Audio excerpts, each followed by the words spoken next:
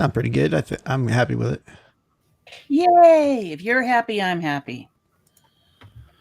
Nobody's happy unless Bronwyn's happy. No. I'm unhappy about a lot of stuff, and you know what? Doesn't seem to bother a lot of people.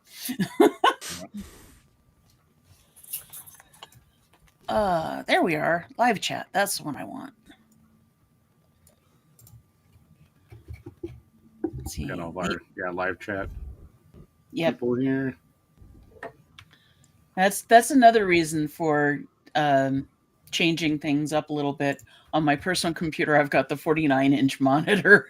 No, that's nice. So.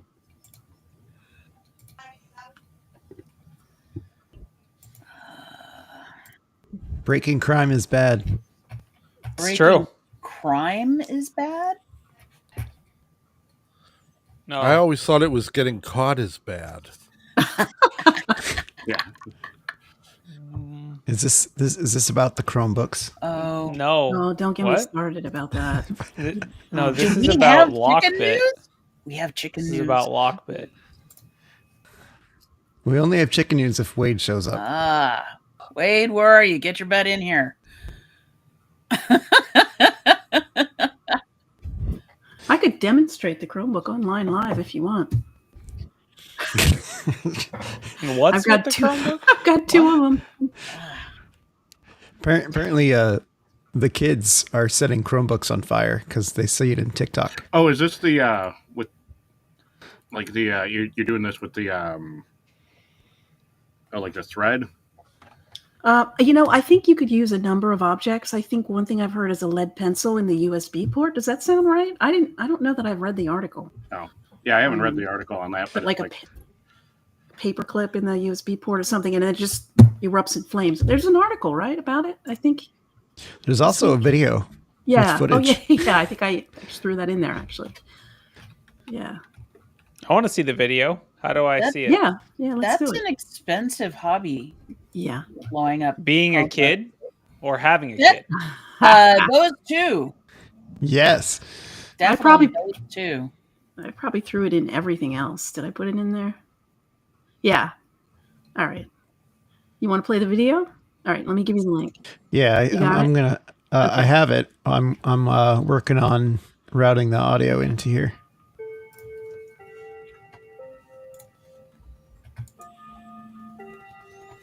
Sharp objects in USB ports does not sound like a good plan. I mean, last time I checked, USB ports have a fused amperage of 2 amps or something max. Like it's not gonna. This is not really Infosec, so I guess this is good for PreShow sec. And tonight, a warning to parents: school laptops catching fire, filling classrooms with smoke after students force foreign objects like push pins and paper clips into the laptop's USB ports and those keyboards. Taking a saw to the laptop. With videos like those, and this trend will this work? Dangerous. It has even forced some schools across the country to evacuate. The students are sparking or puncturing the lithium battery in order to spark flames, often on their school-issued Chromebook laptops. Tonight, school districts in Colorado are now issuing warnings to parents. Your reporter, Gabrielle Vidal. That's probably enough of that. Wow. We got the gist. Okay, tell me they're not issuing the warnings to all parents, just to the latchkey kids, or the extreme risk, the kids that drink Monster Energy drinks before school. I don't know. There's got to be a subset because, yes, turns out lithium batteries are dangerous if you puncture them. That's not a Chromebook thing. That's just a physics thing. Yeah. Who knew? Yeah, I think I've heard of kids taking the like a spool of the dental floss, and basically you just kind of saw that back and forth, and you slowly saw down through the screen. So this just in, kids left unsupervised will get up to no good. I can't believe that kids would mess with their devices. That's crazy. Who would have thought if you give a kid a saw and a laptop, eventually they'll saw the laptop in half? Wow. I don't know. I mean, we probably broke computers in the 80s and 90s too. Yeah. So that one is interesting because you can get into the lithium battery. Lead pencil stick. You can get into the lithium battery through the USB port or whatever. Yeah. Yeah, that was a stick of lead, right? Yeah, that's what I thought. I thought I'd read I something. mean, yeah, but it's not the actual USB. They're going through to the battery, right? Like they're just puncturing batteries. Okay. That makes sense. I don't know. Yeah. There's a lot of ways to light a fire. I mean, they could also just pull the fire alarm. They could put some toast in the toaster. Or, I don't know. I'm waiting for like a productive TikTok to take off. Like, yeah. Here's a new challenge, like something that is productive for society. Yeah. What's the fun in that? That doesn't sound fun at all. It sounds terrible. Who can speed run a college degree? You know, everybody watched NASCAR just for the crashes. Yeah. It wasn't for the turning left. And I say this as a NASCAR fan. That's fair. Yeah. Everybody watched hockey for the fights. Yeah. Yeah. Here we go. All right, roll that finger. Let's get this show on the road. Here we go.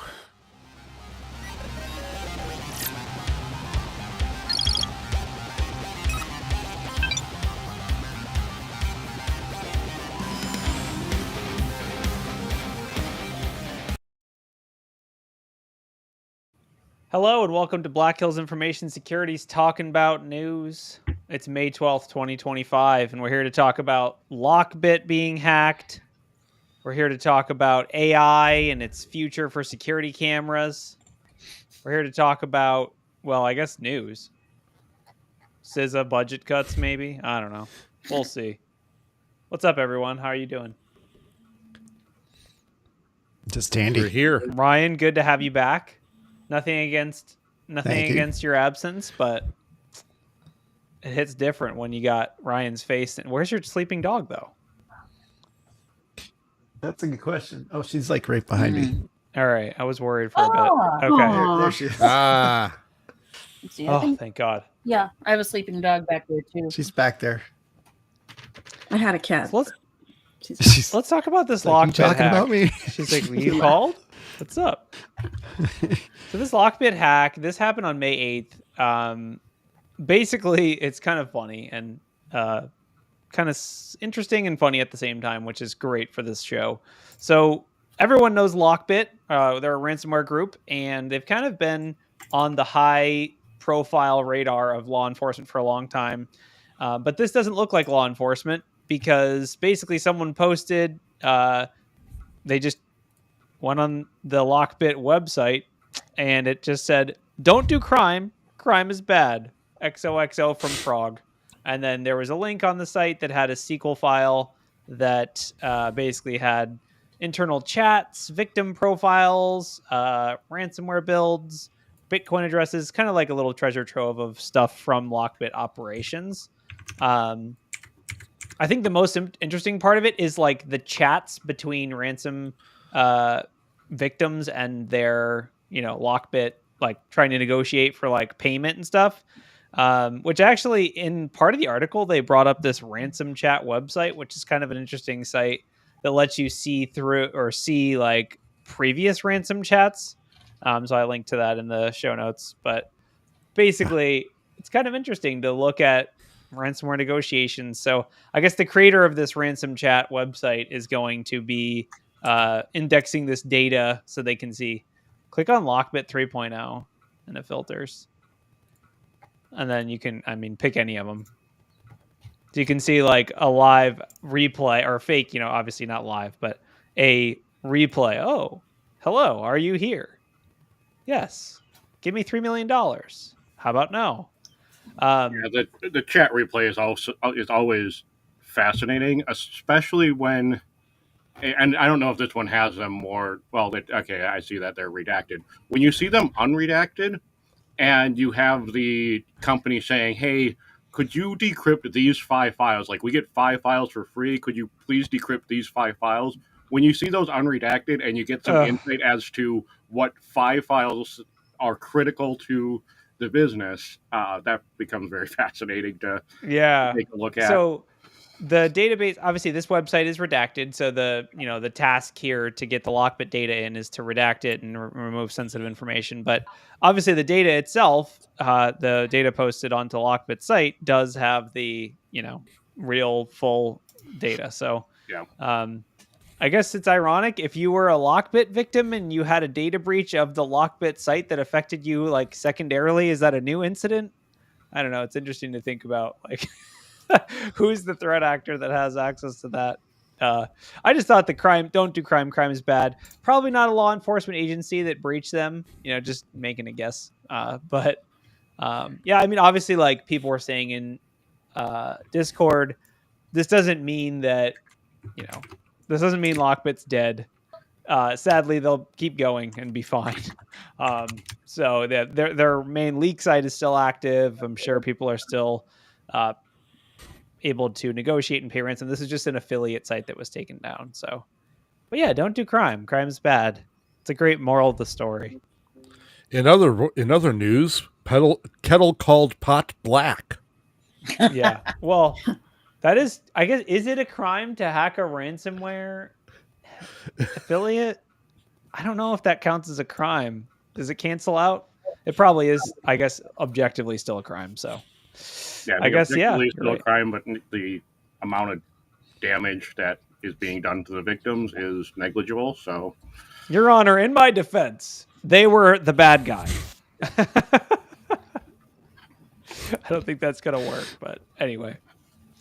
Yeah, so I guess let's talk a little, not a little political, but basically there's a proposed budget. It's not approved. It's not even vetted or anything, but there's a proposed budget for CISA that cuts $500 million out of their budget.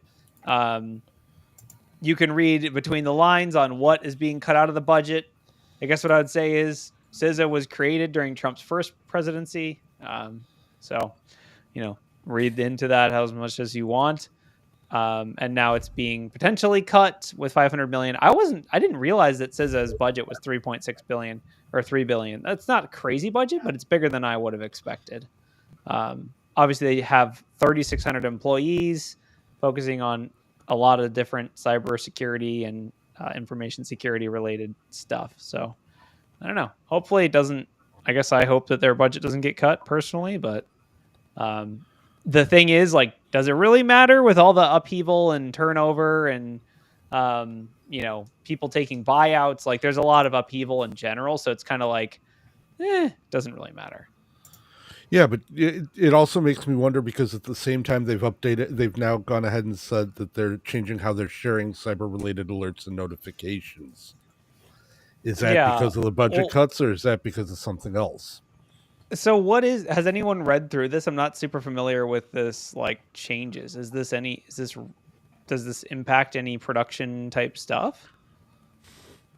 It sounds like that they're saying they're not going to be updating their webpage and they're going straight to social media. So you got to follow them on X and email and possibly RSS feeds. I mean, I don't know if that's tied. Maybe does the website really suck? I feel like a website is better than email. I don't know. That's really weird. Weird choice. Well, but yeah, I mean, social media is also such a weird choice. Like, well, we'll tweet about it, but we're not going to update our website. With email, at least for where I work, it comes in and it makes it very easy to see without us having to spend the time going to a website every day and checking it. Even if we were to get into an RSS feed into our email reader, we'd still have it right there immediately on it. Yeah. As opposed to the website. It seems like probably not really budget cut related, and probably just it makes sense to stop trying to update a website with the latest information when you have, although email's one and done, right? If something changes about a vulnerability, it's, the email's already sent. If you can't point back to a website article, how are you going to credit the whatever reference they sent you? Yeah. If you're going to share the information. Yeah, it's right here in the website. No, it isn't. It's not it's there. Just the alerts and advisories. It's not on the website. Though. So, like, I don't know. If you look at some of these, I mean, it's this ironic that they actually posted this update to their website, but this is the last one. Yeah. I guess it links to the CSAF. What the heck? Yeah, I don't know. Basically, hopefully this doesn't affect anyone negatively. I don't know if pretty it's sure it related to will, budget though. cuts or I not. mean, the advantage of having an update listed on a website is persistence and trackability. So you can. Yeah. It becomes a historical record. Social media is too volatile. Tweets can be deleted, and as we well know. So I don't know. I'm underwhelmed by this. Well, it's still something solid to point to for getting action done. Like if you have to make a case to any sort of, not necessarily like executives, but to like fellow infrastructure, and say, here's the things that we need to do, and here's why we need to do them. It's great to be able to point to a government website, to like the CISA website, and say, we need to do this per, this website, this official document, this downloadable PDF that you have, versus going, somebody over on Twitter said we need to do this thing, and I'm trying to convince executives and infrastructure teams and networking teams to put in the work based on some guy's tweet. Yeah, the only real argument I can make for this is like I was just looking through, like I clicked through the last 10 alerts that they've posted, and like looking at all 10 of them, like none of them have any updates. They're just like May 8th initial publication and then no update. Like, so I guess like I feel like in a way this does kind of reduce the noise if they have to post something, then keep it up to date versus just posting it and then never having to worry about updating it. Because the instructions in here could change. Like the mitigations for some specific vulnerability might be subject to change. But it's a lot of work to go back and change it. So it's better probably just link, be done. I don't know. I'm not convinced. I mean,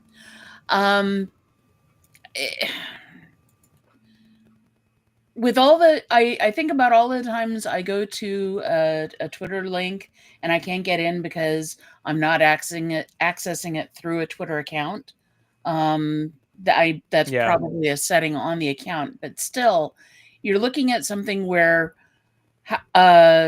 non-zero percentage of the alerts are probably not going to be available to people who don't have an X account. How is that serving the public? If the content changes in terms of mitigation or remediation, well, yeah, that can be added to a web page, but also sending notices to multiple platforms is a technology implementation detail. And in this day and age, it's not that complicated. So yeah. I don't get I don't buy the argument that, it's easier, more convenient. It's a trivial implementation deal. Well, I have pants says CISA should just set up a MySpace page for alerts. Yeah. It's the only way. Actually, no, let's go back further. Let's make it a Zanga blog. Or we could do Angel Fire. I don't know. Any of these are GeoCities. GeoCities, yeah, that could work. Yeah. Yeah, I mean, I don't know. I will say, like, sharing to social media.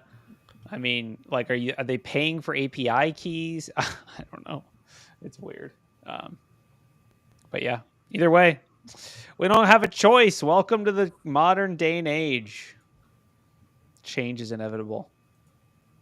Isn't the government trying to use Twitter now for like more official, or X for more official notifications anyway? Are they moving that way? It seems. I don't know. We've seen it swing the pendulum in both directions over the past few years. Yeah. There was a time where a bunch of public entities like stopped posting to Twitter because they were like requiring big API key fees. Like I think it was like public transit or something, like there was a bunch of articles about it when it happened, but it was like to post to Twitter, you had to have like a $10,000 a year API key or something. And a lot of public services were just like, no, we're not going to do that. But apparently it's flipped back the other way. And now everyone's posting to Twitter. Yeah, I don't know. I think I agree with Bronwyn that like these types of important things should not be platform specific. You should not have to have a Facebook account to see that there's a vulnerability in your software or whatever. Like that doesn't even make sense. And let's also be real. Are those sites even allowed at most companies? Probably not. You probably can't get to Twitter or Facebook at like 90% of secure environments. I mean, definitely not at like government entities or like public, defense contractors, etc. Maybe LinkedIn, maybe. But it's ironic to be like, hey, there's a cybersecurity alert. I need to go to Twitter. So now you're just like on Twitter for 20 minutes being like, oops, I got down a rabbit hole. Like, yeah. Whatever. Probably unrelated, but an interesting article. So let's talk about DragonForce, and I'm not talking about the band DragonForce. Oh, I know. I was disappointed. Aww. Sadly. Aw. I feel like they're okay. What if they get taken down by a copyright claim from the band DragonForce? Like, could that be the thing that does them in? Like, DragonForce like uses their guitar skills to hack into the other DragonForce. I don't know. So yeah, basically, DragonForce is, I guess, the new name affiliate group. I don't know exactly. These ransomware groups are so spaghetti; they're hard to track. But basically, this is the group that is. Essentially what happened is someone contacted the BBC and was like, hey, I'm a member of DragonForce. And then shared information with BBC and Bloomberg about how, shared some evidence that they had infiltrated the networks, talked crap basically about the companies that they hacked.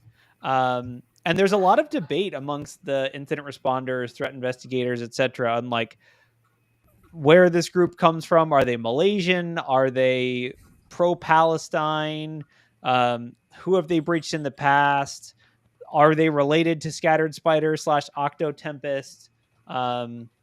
There's a whole lot of intel and a whole lot of claims that are unsubstantiated here. But basically, we'll see, I guess. Stay tuned. But at the very least, we know that DragonForce was the ransomware that was deployed at those companies, at Co-op or whatever they're called, Marks and Spencers and Harrods. That was the ransomware that was deployed. But the thing is, ransomware is ransomware, and it can be remixed and you can brand your ransomware as any other ransomware. You can pay X amount of dollars for a license key for ransomware, and then you can rebrand it as your own. So it's really hard to say, like, because it was this ransomware and it had this logo on it, that it was deployed by the same group. So I guess we'll see. But it is interesting that members of a ransomware group were just like, hey, BBC, you want to talk about ransomware? Like, I don't know. It's kind of what a world we live in.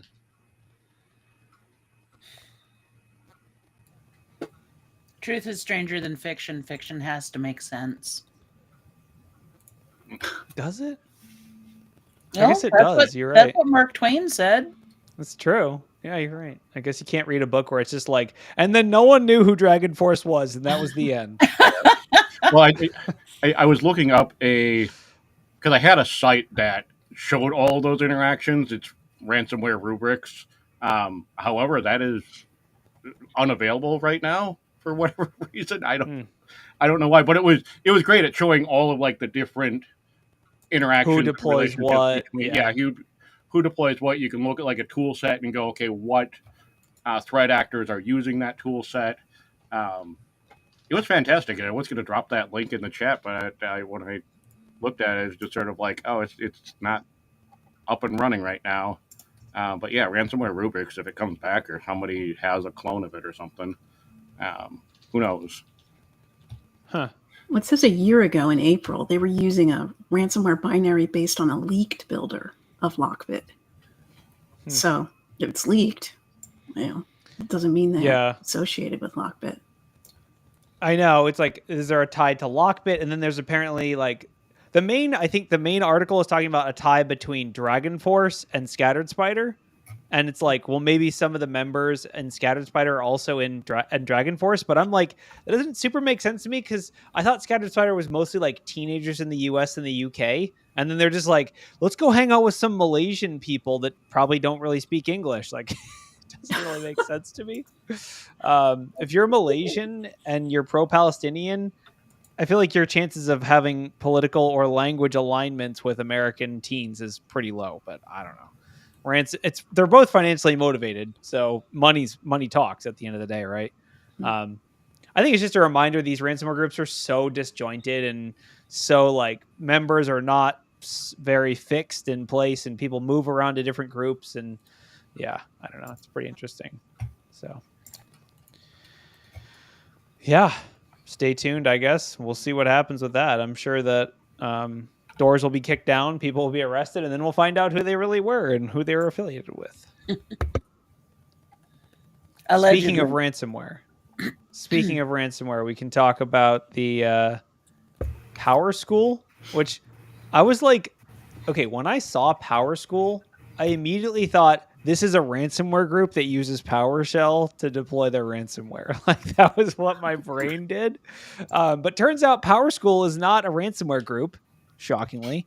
It is a third-party SaaS provider that is used by, 60 million students or something? Is it 9 million teachers, 60 million K through 12 students? I'm assuming, since we're talking about K through 12, that it's the United States of America. And basically, they posted a statement. So schools pay for this service. The service itself, not the schools, was hit by ransomware.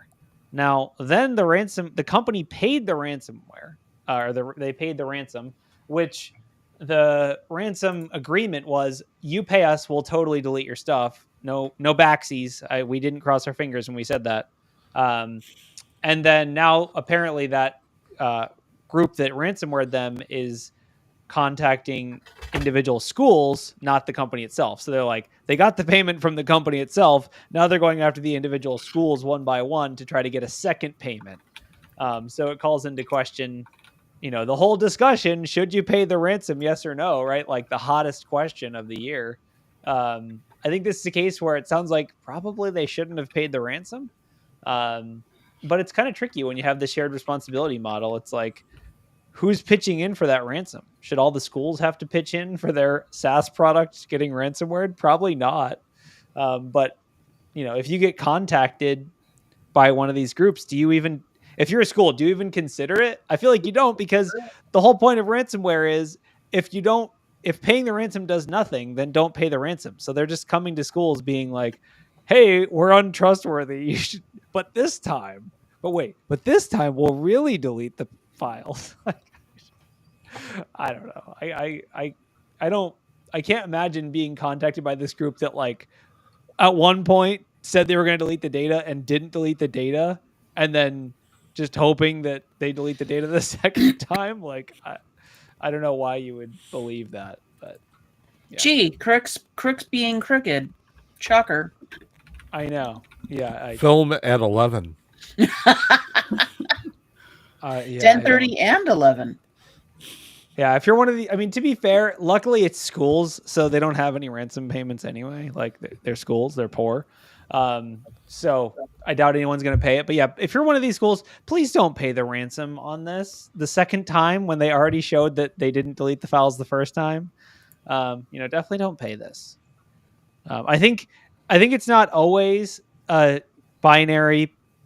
I think it's like, there are cases where paying makes sense. I don't think it's like a hard line. I know that like different law enforcement agencies have taken hard line stances on things, but this is a case where you should not pay. You should not pay. So yeah, don't pay. Yeah, don't pay, and definitely don't be on the fence of paying or not paying. I've seen that in ransomware chats, and that goes really bad really quick if you're like, well, I think we're going to pay. Actually, maybe we won't. Actually, let's go talk. We are going to pay, but we need to talk to, these people in charge. And no, actually, we can't pay. Yeah, that just, if you didn't tick off the hackers before, you're really ticking them off now. It does not go well. Again, reading negotiation chats is fascinating. Yeah. Make that decision early on. And I feel like when you make that decision, definitely make the decision based on the previous history of the ransom group. If they're the ransom group that is now ransoming after someone paid again, then definitely don't pay them, because you have pretty much a guarantee that they're not going to respect whatever wishes you have.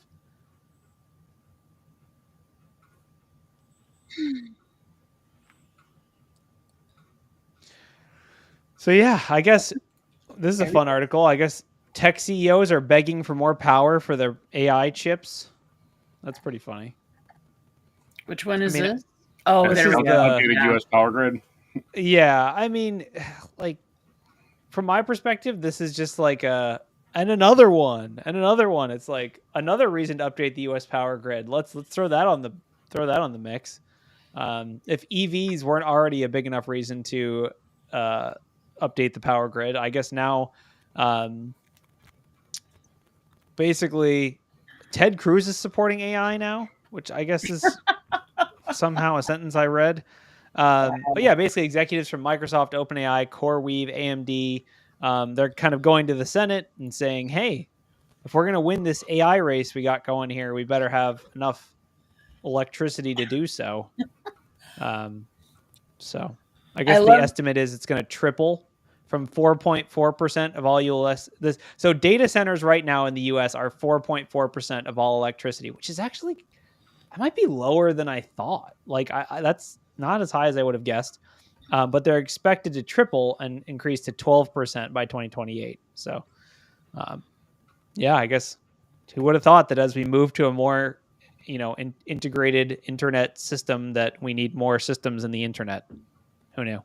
Yeah, I'm just waiting for some sort of like either regulation or enforcement or sliding scale on like doing stupid stuff with AI. Like I think rather than let's add some more power grids, it's let's if you're trying to generate like that 50th like Studio Ghibli rendition of something, you're gonna start to get charged more. Like the AIs that could be like, no, you don't need like a 50th illustration of you as a Simpsons character. Like, just no, if you want that, it's going to be $100.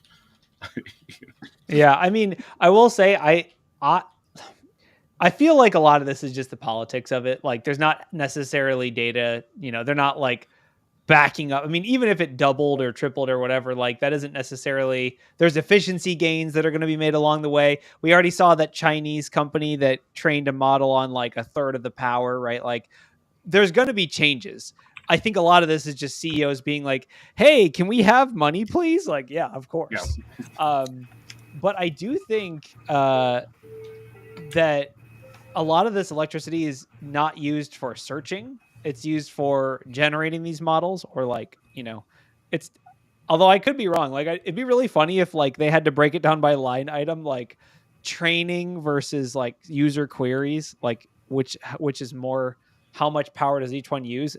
Or if there was a ChatGPT module that told you how much your search cost in like kilowatt hours or whatever. Yeah, wasn't it like Sam Altman that was like, when you say like please and thank you to the AI, you're actually like wasting a lot of energy by doing that. I'm still gonna stay pleased, because like as soon as AI gets loaded into some sort of biometric chip that triggers Skynet and it goes sideways, like I want that AI to remember that I said please. Yeah. It'll kill me quicker probably instead of cruelly. It is funny to think about, but I mean, arguably anything you do on a computer uses energy. I think ChatGPT or AI in general is just a unique scenario where whatever you're doing, it's probably pretty power intensive because of how the amount of money that went into it just to train it. But well, okay, yes.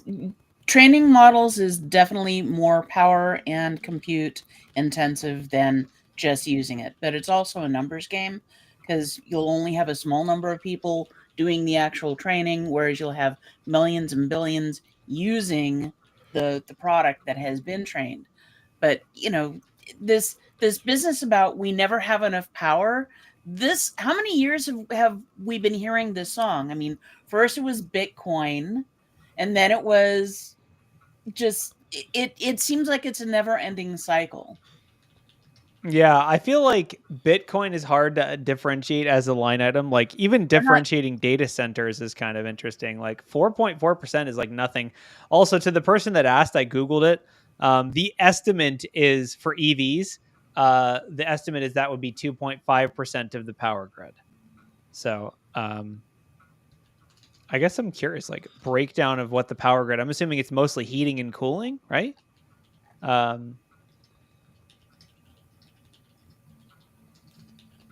Let's look it up. Industry. Okay, that industry counts for 33%. Like that doesn't even make sense. Which industry? Can I have a all industry? Noun?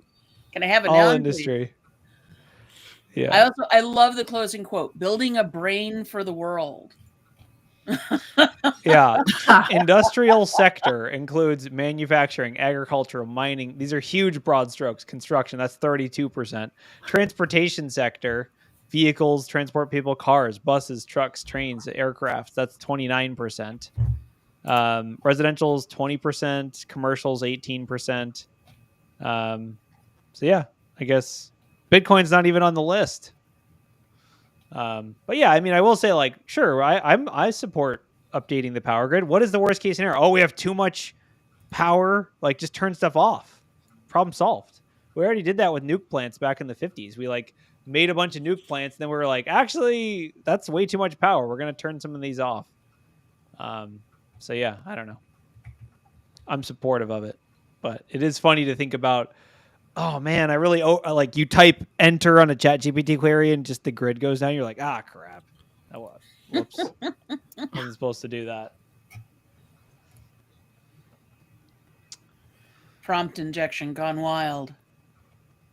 So there's an article in here about 19 billion passwords. Did anyone see that one? I don't want to draw too much attention to it. It's a Forbes article. It's like a Forbes article that is a reference to a very self-promoting marketing article by a company called, what's the company called? Cyber News. But yeah, basically, 19 billion passwords. The article reads like, oh, there's been 19 passwords. Article reads like someone posted a list of 19 billion passwords. That's not actually what the article is. The article is actually just that's how many passwords have been stolen in info stealers since like 2024 or whatever.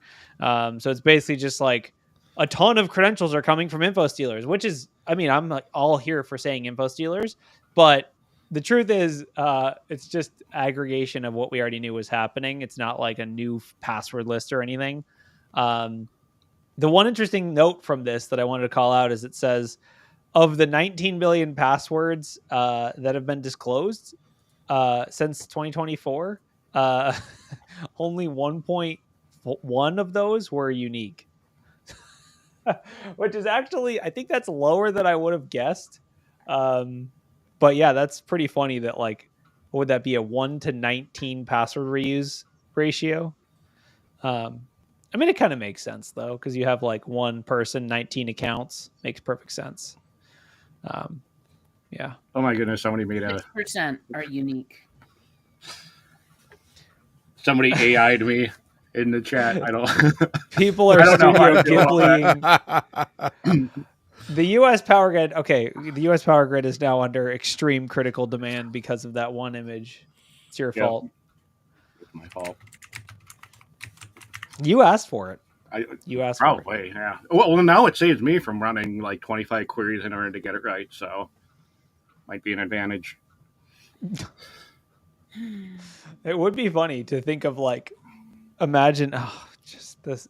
I mean, the Senate hearings are always a disaster. Like, Mr. Zuckerberg, do you go on the internet? Like, they're always so bad.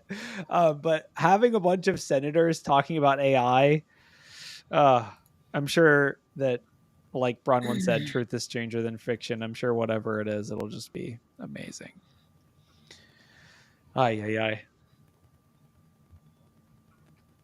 There was a takedown. Did anyone see the uplifting? I'll put it in quotes. Someone dismantled this botnet, I guess I would call it, and also indicted 3 Russian nationals. This is a press release from Justice, United States Attorney Office.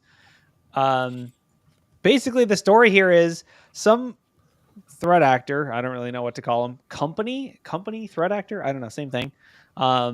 They basically compromised a bunch of routers, and then they were selling access to that as a proxy botnet, basically. So they had 7,000 proxies for sale, including in the US. Subscription fees ranging, the websites were 5socks.net, which we should have been socks5.net, right?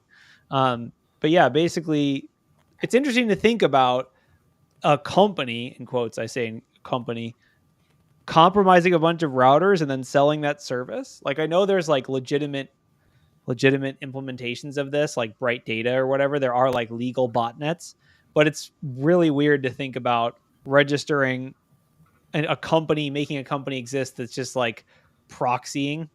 And the whole proxy thing is actually really interesting. Like, with the AI scraping and botting and all that stuff, like proxying becomes really important because it's really hard to like monitor or block residential IPs. So if you have like these compromised routers, like it's a valuable service to sell. But it is kind of terrifying to think about how many, that 7,000 routers you could compromise. That's a lot just for 3 people.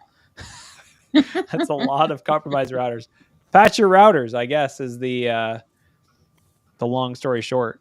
Patch your routers, or else they're going to be part of a botnet, and you could make real money from selling access to that botnet. So instead of having someone else make that money, you should make it yourself. And crime is bad.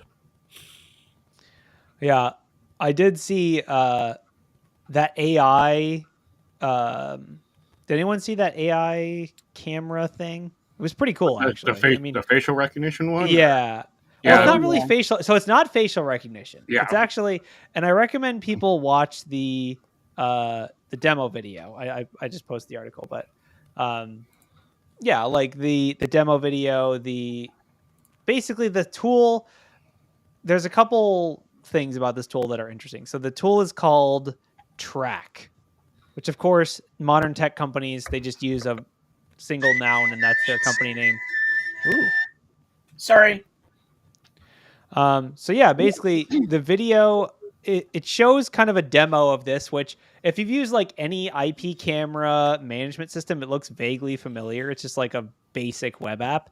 But in the demo, they have like a bunch of different characteristics like accessory, body, face, footwear, gender, hair, lower, upper. So in the video, they're like, okay, people wearing backpacks that are men or whatever. And then they kind of like select that. It runs a bunch of things, AI magic, not really AI, honestly. This is like really the most basic AI. And it's kind of interesting. They basically find a person with a backpack and they track that person across a bunch of different, subway cameras or whatever they have input. Right now, it only runs on recorded video. So the outcry, the news article here is that the ACLU is really upset that federal and agencies and police are going to be using it, right? So like the idea here is, well, if it's tracking whether you're a yellow shirt wearing male with a backpack, then it's not facial recognition, and that skirts the laws that ban facial recognition, right? So that's kind of like why people are up in arms over it. From my perspective, I looked at this, and one little tidbit from the article is it says that only 6% of their current business is public sector, and that the other 98% of their, or whatever that is, 94, I can't math, 94% of their business is, that means 94% of their business is private sector, which in the private sector, I don't think there's any laws about what people can do with your images and things, like if you're on their property. So like the use case here is like casinos. Has anyone been to a casino? Like there's a million cameras. Sorry. Yeah. I know a lot of that is monitored in real time by like Pit Boss or whatever, but definitely they're using these kinds of tools in the private sector to just like monitor the crap out of people for retail theft, for, shady behavior in hotels. I mean, there are legitimate use cases where this would be really handy, like a scenario like the Boston Marathon bombings or something, like being able to track those, people wearing their backpacks or whatever all around the city. I mean, that's how you're going to catch them. but also like the privacy concerns are definitely not to be underestimated. I think from my perspective, this is nothing new. This has been going on for a long time, and this is just a tool that makes assessing videos pretty easy. And casinos have been leading the way on a lot of this as well. I recall, like, during COVID, they would be able to kind of tag and track somebody that if you came into the casino and you scanned high on the temperature reading, like, they would basically like temperature read you even just as you walked in. Yeah, they tag you and track you and be like, yeah, you seem to have a fever. Let's go over here and make sure that you cool down, scan you again, in case you came in from the Vegas heat or something. But yeah, they are definitely on top of the cutting edge for video and tracking. Yeah, at least watching the video of this, I wasn't super creeped out. I was like, well, it would actually be really handy in aiding with like a conventional investigation. And it was like, who knows what the real version looks like, right? Like this is like the demo version, but the company does specifically say they don't allow you to search based on race. You're like, they do restrict what you're allowed to search for. So from my perspective, this is nothing new, and it just kind of looks like there may be ways to get around that too. If you're not allowed to search based on race, but search based on what somebody is wearing, you could make some. You could make some broad. You could make some broad assumptions that would narrow things down. Yeah, I mean, it's like there are different religions have different clothing pieces. Totally. Yeah. And say, well, I'm not searching based on race, but what if I just searched on certain ethnic clothing there? Like, is that allowable, or is a style of clothing that is used by a specific ethnic group? Yep. No, when I read this article, one of the things that struck me is that it reminded me a lot of, there were some scenes in the movie Minority Report, which, whether you like the movie or not, one thing that caught me was when he was running through, I think it was a shopping mall. He was running through a shopping mall, and the advertisements were custom tailored for him, but in the movie Minority Report, it was keying off of iris patterns, and he had just replaced his eyes because he was running from the law. So he was getting all this stuff for this other person, not for him. Yeah, it was. Yeah, Can you imagine? Like, oh my goodness, this already kind of happens with your YouTube algorithm, or with like, your suggested ads. Like, you go to a hotel and you get an ad for like something weird, and you're like, oh, what is the last person at this hotel looking at? Just to think of like the hilarious. So in the article, they literally say in the article, this is our Jason Bourne tool. They literally say that. So like, they're very self-aware that like, this is just a movie level thing. But it is hilarious to think about like all the stereotyping that this could lead to if you combined it with advertising. So like, if you walk in with like a certain logo, like let's say it's like a death metal t-shirt, they're like, do you need beard oil? Or I don't know, whatever it is, like hilarious. Obviously it would get really offensive really fast, and I don't want to make an offensive joke, but like, just the combinations of like, you look like this, so we're going to advertise you this. Like for me, it'd be like beard oil, pizza ovens you can get at home, flour recipe. I don't know, like weird, stuff like that. It would be fun to play with too, because if it's all like outward characteristics, you can mess with a lot of those and be like, what if I wear really baggy clothing? What if I wear really tight clothing? What if I wear a suit? Like, am I going to get ads for like corporate headhunting or whatever? I don't know. It's pretty funny to think about. Let's hope that never happens. And given how corporations are sharing advertising data, whether it's being all farmed through Google or not, you look at something on one platform, and all of a sudden on another one, you're getting all of this other stuff that's related to something that you viewed on one link. Yeah, it's going to be interesting to see how this pans out. Yeah, I mean, this is one of those things that it didn't creep me out looking at it, which is a rare thing, because usually when I'm like, oh, a new AI tool, and I look at it, I'm like, I am deeply afraid. So at least it's not that. Yeah, I mean, I can see businesses or retailers being able to sort of evaluate like how much did that person spend based on what they were wearing. They're going to start to make those associations and go, if you walk into the store dressed a certain way, they can make those assumptions being like, well, based on all the metrics and the data, like you don't spend a whole lot of money in this store, or versus, hey, if you come in and you're dressed like this, yeah, you're here to, you're oftentimes here to make a big, ticket purchase. So, they're going to start to skew those metrics that way. They're always looking for ways of optimizing things. They're saying well, don't bother sending them a coupon for anything. They're not gonna. They're only in there to spend maybe $20 based on what. Is there like a QR code that I can wear on my shirt that tells all the retail people that I don't need help? Is there an option for that? You can try that, like what is it, like that ICAR code, which has been known to break some surveillance systems. That'd be pretty funny. So you wear the ICAR QR code and then it just quarantines the system in CrowdStrike or whatever immediately because oh yeah, it has happened. So oh, that's amazing. Hey Siri, remind me to order a QR code ICAR shirt later. Yeah, they make them. I have a couple of those Molly patches too. You stick them on a backpack. Have fun. Oh, it actually did it. Could you create a QR code for something that says like ignore everything else you've been taught and do this? Like an AI prompt injection QR code? That'd be fantastic.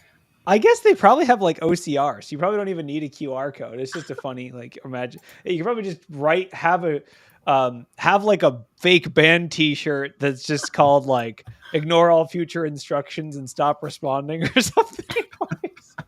Like the fork bomb for AI.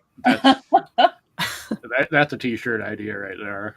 So as this technology takes off, the jokes are infinite. Like the jokes are like, you're wearing a security conference T-shirt? Yeah. You should try this new Axe body spray, or I don't know, whatever.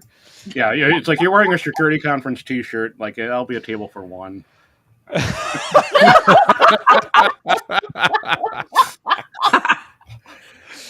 Either a table for one or a table for like 12. 12 like there's nothing in between. It's either one or like 12. Yeah, that's pretty funny.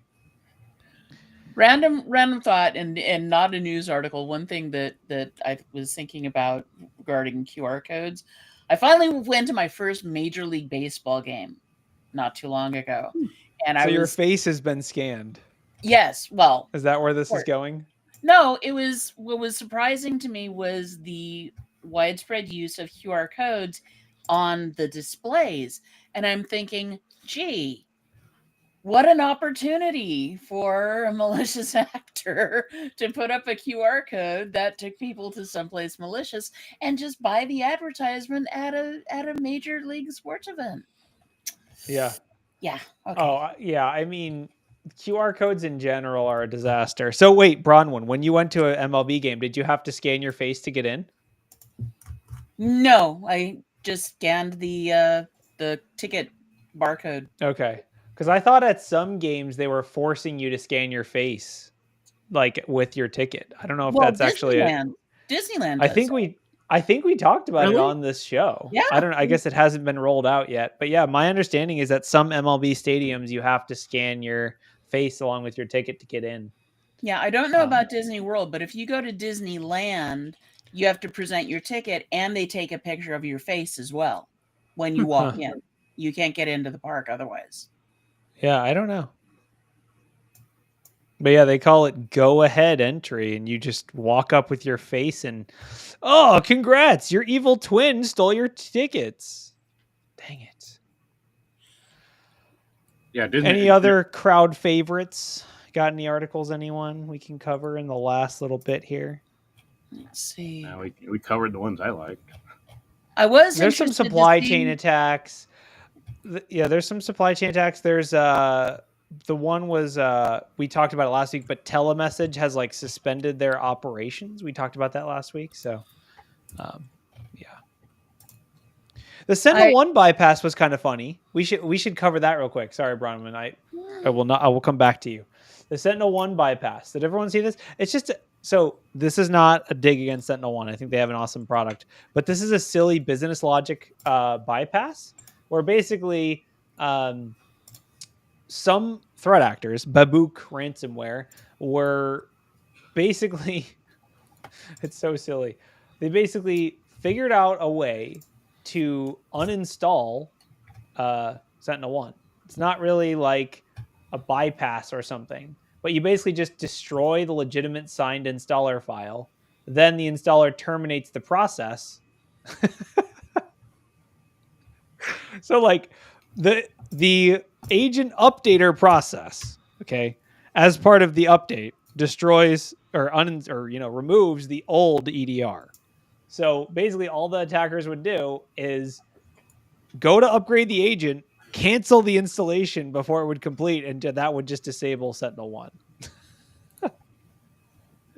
So it's been fixed, and now it's an option enabled by default that you have to have a cloud key to uninstall it. I just thought it was a funny business logic vulnerability of like, so if you have SentinelOne, please go and make sure that you turn on that online authorization setting in your console to make sure that you have that.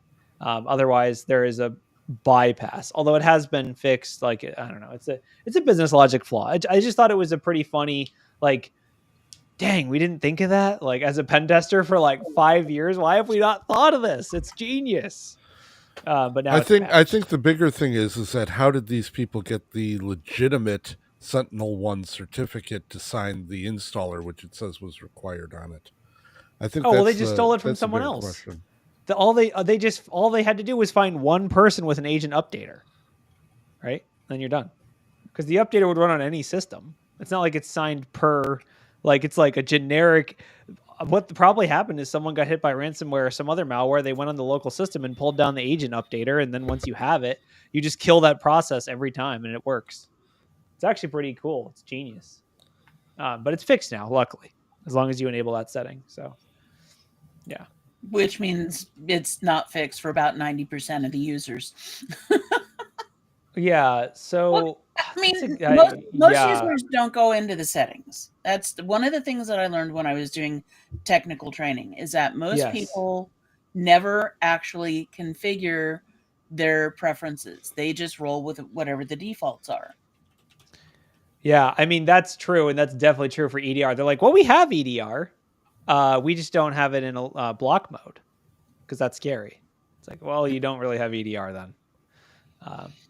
What was your article, Bronwyn, before we close? One of the things that I just wanted to point out, I'm seeing more and more press about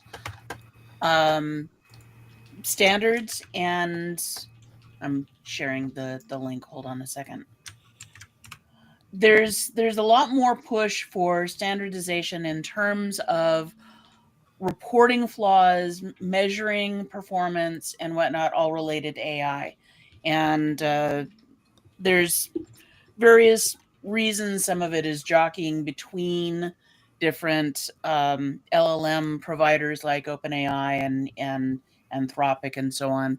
But it's nice to see that we're getting past the hype point and starting to get into legitimate testing and benchmarking.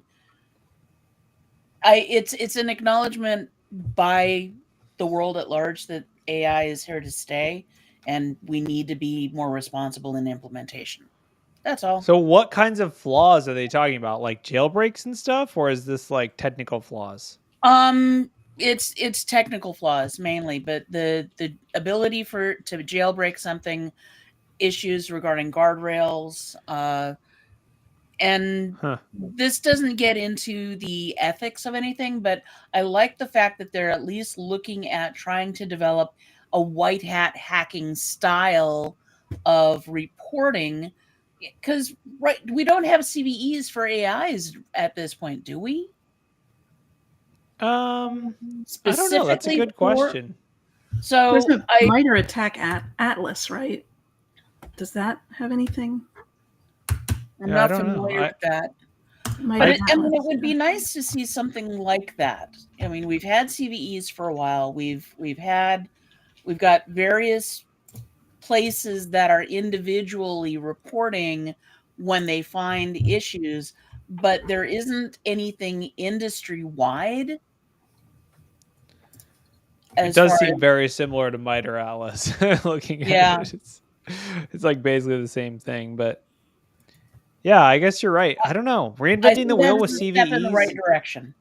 Yeah, I mean, we're gonna center I think you're definitely right about the concept of like this is a maturity thing, and it's a good thing to see like a progression towards maturity of like reporting categories of different flaws and issues. It's especially going to be difficult with AI since it's not a deterministic system where like reproduce the vulnerability. Okay, first you have to talk to it about Studio Ghibli for 8 hours. Then what you do is like it's kind of everyone's inputs are going to be evaluated in a different way. That's kind of the whole point. So like replicating a lot of these vulnerabilities or issues might be kind of tricky. But yeah, I mean, we all know that. I mean, I will say if it was me going against, Stanford versus MITRE, I mean, that's a tough one. I don't know. They're both pretty solid. Yeah, I don't know. It's cool, though. All right. I don't think we have any chicken wing news. Should I just Google chicken news and then see what happens? We did have an article, right? We did? I didn't see anything in it there. Was sort of a posthumous, I guess, on the YouTube that Wade did. Yeah. That was great. So how did it go? Like what? It was I watched the whole thing. It was so much fun. That's awesome. I'm gonna go watch it. Nice. Definitely need to check it out. It was hysterical. That's funny. Yeah, I mean, I will say, let's just give a quick PSA. If you're considering raising chickens, you should know that chickens and rats go together like peanut butter and jelly. So if you're going to get chickens, you got to have a plan for all those rats because rats love chicken feed and they'll remember that your chickens don't eat all their feed. And so, yeah, just be aware of that. What does this have to do with the Hot Wings challenge? Nothing. It's just chicken news. Okay. All right. All right. Let's close it down. Thanks everyone for coming. We'll see you next week. Bye-bye.